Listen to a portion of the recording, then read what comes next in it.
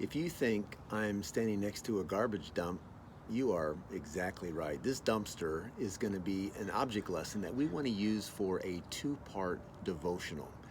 There's two reasons why I'm standing next to garbage. Number one is really secondary. I think I look good next to garbage, and I wanted to look as good as I could on this particular devotional. What do you think? I think I outshine the garbage, maybe not.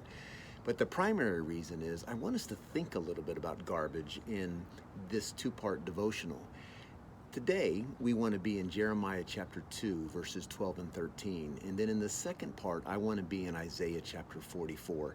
I want us to think about the directions that we might go in life, the people or things that we might turn to in life, rather than turning to the Lord. Israel had a problem with this, and when we read the Old Testament, I want us to understand that we are actually looking at a mirror. This is really helps us understand our lives. And in Jeremiah chapter 2, verses 12 and 13, it says, "Be appalled, O heavens, at this, and shudder. Be very desolate, declares the Lord." And the point is, Israel's turned away from me. Be appalled at this. How in the world could they look to another God?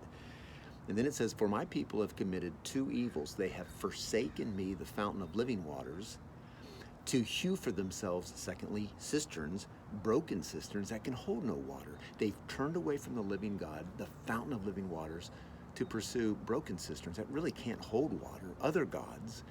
Do we do the same thing? Yes, we do. And I want to try to make this clear to us. And I want us to think about it in two steps. Number one, I just want you to be aware you do it. I do it. So yesterday, I had a difficult day. I had to walk into a number of issues and have some meetings that were a little heavy. I had to anticipate some more meetings today. Last night, I was at home wanting some downtime. My wife and I were talking about some issues, and she was disagreeing with me, and it was just kind of ticking me off. It's like, why can't you see it from my point of view? I know you've been there. And so just wrestling with that.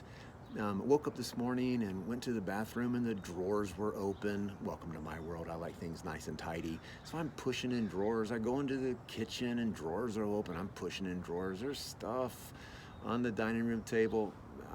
Our house is really clean. I'm pathetic when it comes to being obsessive about cleanliness. So all these things are going on inside of me.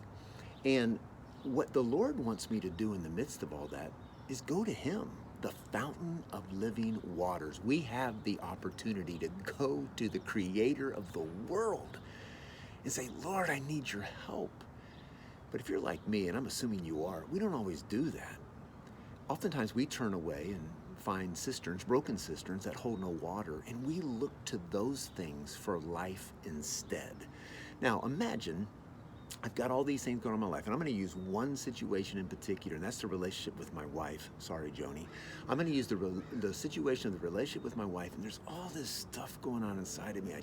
Joni, I just want you to see things from my point of view. I just want you to affirm me. I just want you to think that I'm the man and have all the answers, and I don't know why you're opposing me.